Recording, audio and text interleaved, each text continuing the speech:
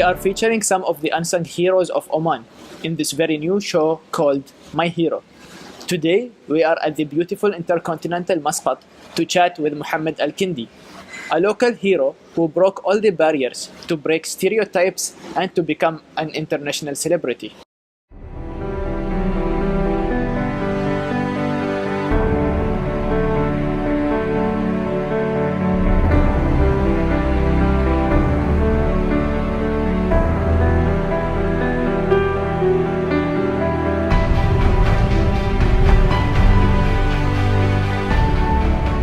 So, welcome to My Hero, Chindi. Thank you. Nice to have you here. You too. Chindi, you started from scribbling on school notebooks, Yes, yes. and now you are taking pictures for Louis Vuitton, Gucci, Vogue. Tell us about your story. My whole story? Yes, your whole story. Well, alhamdulillah, this year has been amazing. I guess it's the first year for a lot of people to realize what I've been doing since I was born, I guess. Because since I was a kid, I was into arts and drawing, but I never knew it's like a career. I never knew drawing can take you to places. But I remember the first time I ever got a reaction from a drawing was because I was studying in Shuifat. Okay. And we had so many exams, and I would finish my exam really quick, and I would just draw randomly on a notebook or behind the paper. And the teacher got mad at me once, the supervisor, and I was like, okay, I'm in trouble. I was in grade 5. She got the principal in, and he was laughing because I drew Sonic the Hedgehog wearing Armani Dishdasha, running away from school or something like that. So I didn't realize like you can change people's thoughts or can send a message. I think that's when I was like, okay, I think it started sparking that it's more than a hobby. So yeah, after like I was in Shuifat for a while, I never knew art is kind of thing. And I started self-learning Photoshop on all these programs. That's when I started doing like shirts. I have the first shirt I ever did was for a TV show called Heroes. And I remember I did it when it was Guno, so I couldn't go out the house. So I was watching the TV show and I designed the shirt. And then after Guno, I went and printed it on, and I got like a lot of reaction, It started just going on.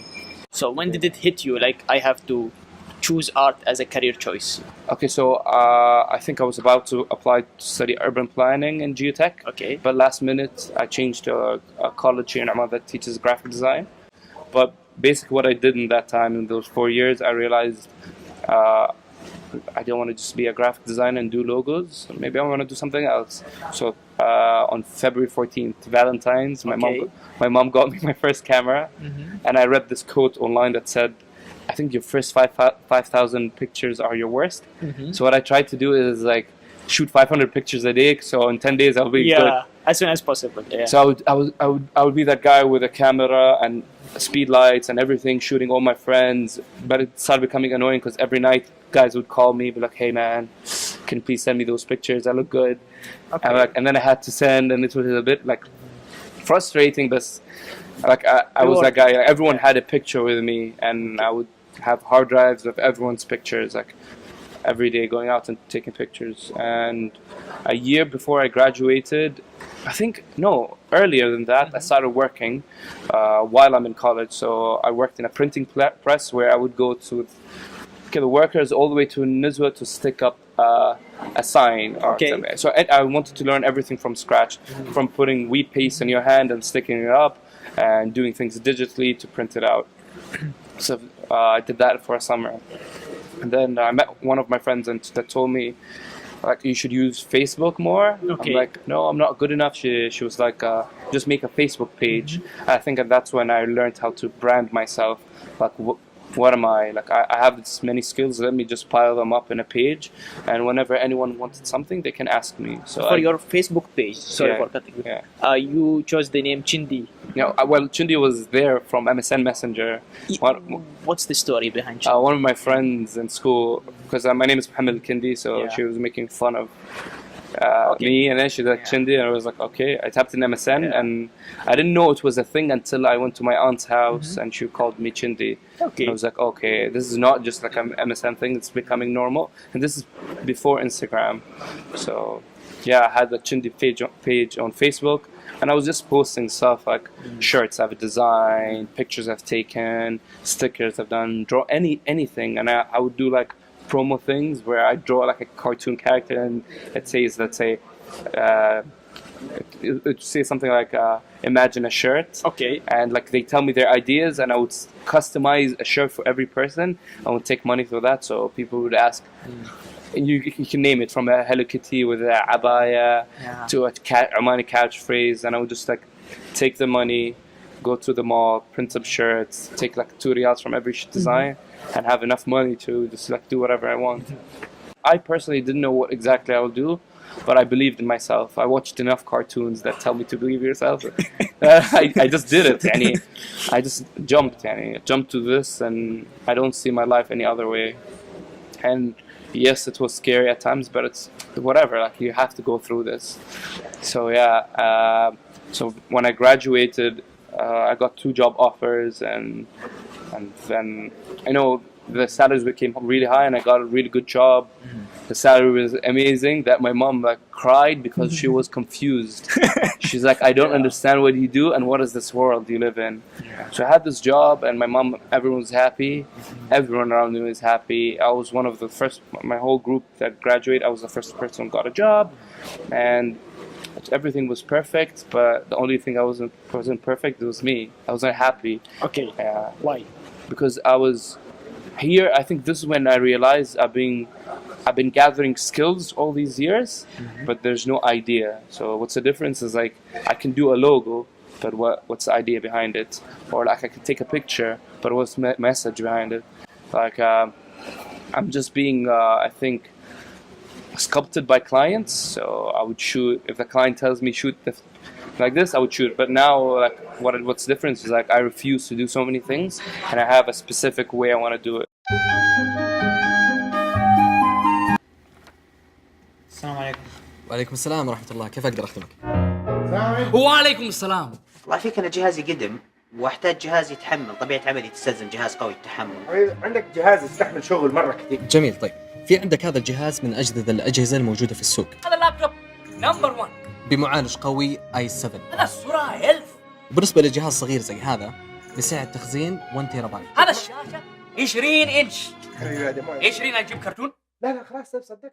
So what you are saying, even when you worked with Vogue and Gucci, you were free to take whatever you want. Like, Yes, exactly. It was your style. Yeah. I would never ever let some client or any person tell me how to do what I'm doing. But this came after years of practicing. I got a job. The first job was a creative manager in a PR agency, and they were really good, and the salary was amazing. But I just went up to my mom. I'm like, I quit my job.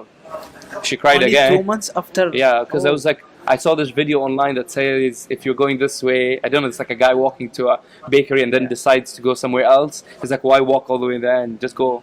If I quit my job, and honestly, I'm privileged enough to like I have a home, a place to stay. You know, I don't need to spend money. So I was like, you know what? I don't mind being broke right now, but I just don't want to sit in a desk to do something I don't want to do. So here, when I started really freelancing and collecting so much money, and I used to tell my friends this is the end of a chapter. I didn't know what it was, but I knew I reached a cap, and this cap is like knowledge cap. I needed more knowledge. I just needed to learn more, like how are other people doing this. I just did this something called Islamic pizza, which is like a pizza with a slice out, and it's like a meat. And like the joke was me being hungry on a Friday prayer, and put it in canvas, shipped it, signed it, and I flew to Saudi. It's my first time there, and in the first, I think, when they started the show, in the first minute, it got sold. I'm like, why would anyone buy this? And I did 5 prints, so 3 of them got sold on the same night. I was really confused, and like people coming, appreciating my work. I'm used to being like, just doing it for myself. I like it, and my friends. But like when you see a bunch of people and getting interviewed, I'm like, okay, this world is bigger. For how much did you sell it? I think 200 Oman riyals, and I sold 5 pieces, so I made like around 1,000, I guess. Yeah. But the cost of going there, hotel also is. I still did my freelancing things. I shot family days. I've shot like weird things. So I would come back, do whatever it takes to get money to learn. Like sleep. I would sleep in like when my friends used to go to 5-star hotels. I would sleep in a hotel that I don't know. I wouldn't want to even sleep on the bed. I would sleep on the couch. And I figured out any way just to be around people who will like push me forward. I think what's the most important thing I've learned in my life is it's all about the idea, it's not the skill. So here, for example, like people go like, oh look, I took this picture of the mountain, okay, I did this, I'm like, okay, all these skills, I'm surprising, like I won't be surprised if your iPhone can do it better now. But like, and I've seen that coming. I've seen, graphic designers get less project because people just go to online things and just do clip art next to it. So I was like, I figured out it's more than that. It's more about the idea. That's when I met Ali Kathami, who started Tilfaz, and I've seen it wasn't about him shooting a video that's funny. It's him telling a story about his friends, family, neighborhood. He's putting his identity on the map, and I was like, okay. And that's when I realized people didn't know much about us, like Omanis, or like there isn't that many short films about us, or in my genre, like in my field, like there isn't that many Omanis. And I was like, okay. And one of my friends explained this to me. He's like, don't open a school, become a school. So become what show. Like if a kid would fight their parents today about not having a job, they can go like, look at Chindi, he can do it. I probably can do it better, and they can because everyone is doing it. That it was harder for me because it didn't exist, but now I think the next generation will be easier because it's a common thing. Like now it's a common thing to see someone doing videos online, or there's a social media figure, or there's a model. But back then, it was like, this is absurd. Like it doesn't exist.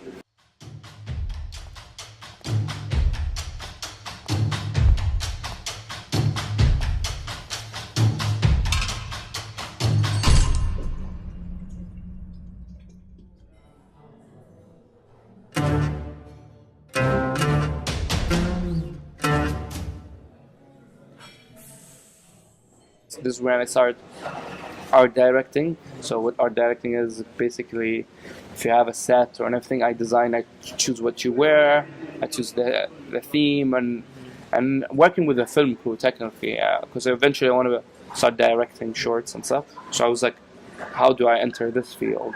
Okay. So I did like a assistant art director, and I sometimes assistant direct, and then go sit in the discussion, writing the script to the director, and just like putting my ideas whatever I can to just develop and learn. And whenever I see, let's say, even someone who's not in my field, another field, I would ask so many questions that they would get annoyed, but later on I would be like, listen, I'm just trying to learn. And then they would come More to me helpful, like, no, more like, Chindi, I'm like, why did you change the angle, for example? Okay. Like, you're the art director, why are you asking this? I'm like, I want to learn.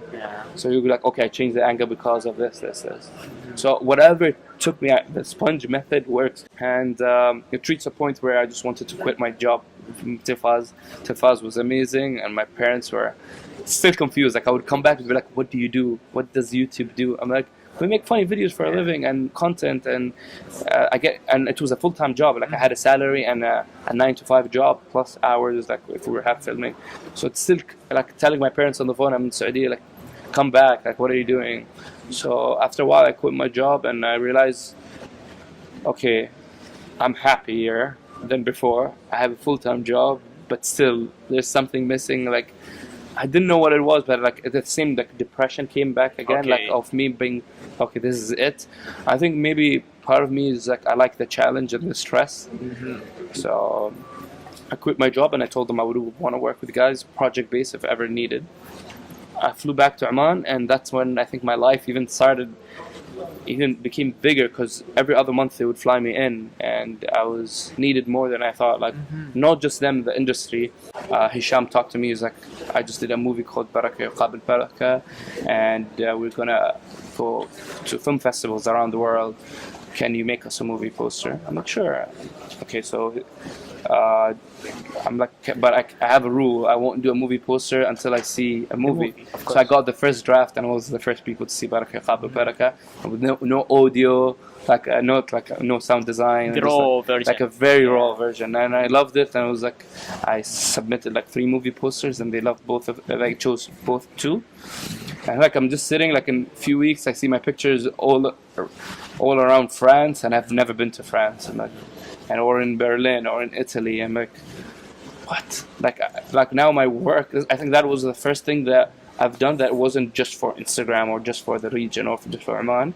It just went around the world, and I've seen it like on newspapers and all around. And I thank Hisham for giving me that like opportunity, to design something that will go around.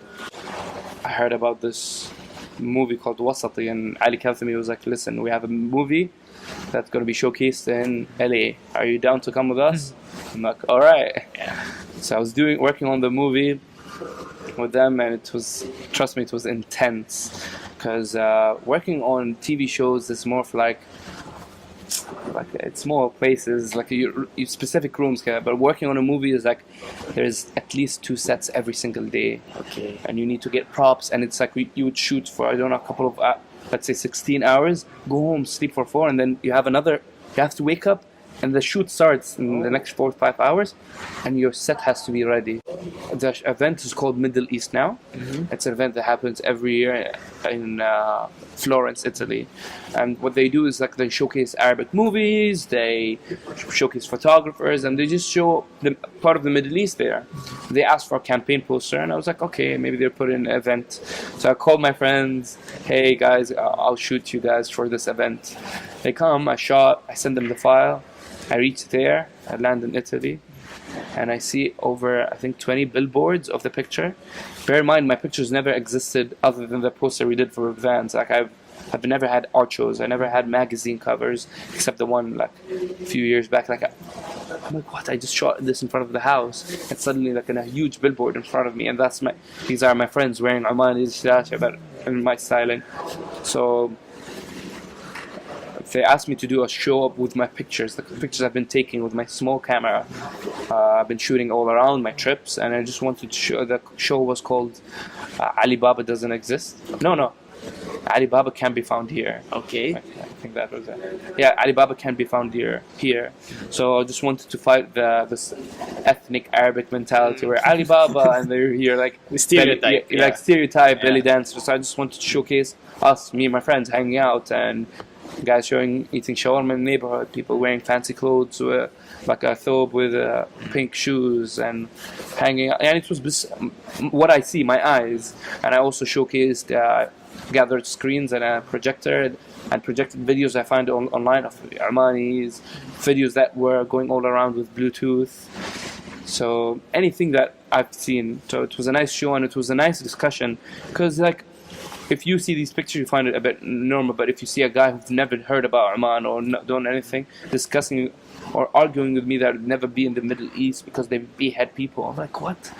So like a couple of people told me like, oh, you just showcased. No, I'm glad you're showcasing this side of the Middle East. That's more fun. I've been there. It's really fun, and just sparked a nice conversation. There's a message for us, to showcase what we're, to showcase what we are, what we see, what we believe in. Okay, I have a few questions about your pictures. Okay. They're very different. Okay. Different to what? To what we usually see. Okay, like the what locations you chose. For example, you chose Softy, Okay. a very small ice cream parlor in Rui, to showcase a expensive brand. Yeah. So, Why I mean, do- it's nice. It looks very authentic, Okay. but I guess a lot of people think it looks different because to me it looks different to the West idea, because we still have this Western idea that our shoots or our pictures should look like what they're doing. But what you should do is showcase what we hang out in Softy. Yes. I hang out in Nizwa. My friends have a bike, and all these spaces. Like I wear a naal with my pants. Like this happens, and a lot of I think we try to hide it, because I'm trying to run away from the picture perfect like a skyline building and stuff. No, that's not where I was brought up. This is not my childhood. So I want to showcase my childhood more. I acted in a McDonald's commercial, and I shot a McDonald's commercial, which was all around the city. Like, and I saw the Italy billboard effect, but when you drive, let's say, to the shop and see 3 billboards of your shoot in Saudi or 4 McDonald's, like it's a nice way to end the year, I guess. Yeah. I guess a lot of people, what people are scared of is risk of failing or doing wrong. I'm like, it's okay to fail, like do a mistake or two, quit your job, start a business, lose money, start again. And this sparks something in you. Like, at least do your best to try to do whatever you want to do. We travel not to escape life, but for life not to escape us. Not for the airports, but the moments we want to never end. Not for the status or the symbols, but the places we've never been. For the new perspectives and what remains to be discovered. For a chance to know something new. For the experiences we've acquired and those still yet to come. For the stories we are given and those we create for ourselves. Every story has one thing in common, a beginning. By the end, we are not the same. We are more. Live the intercontinental life.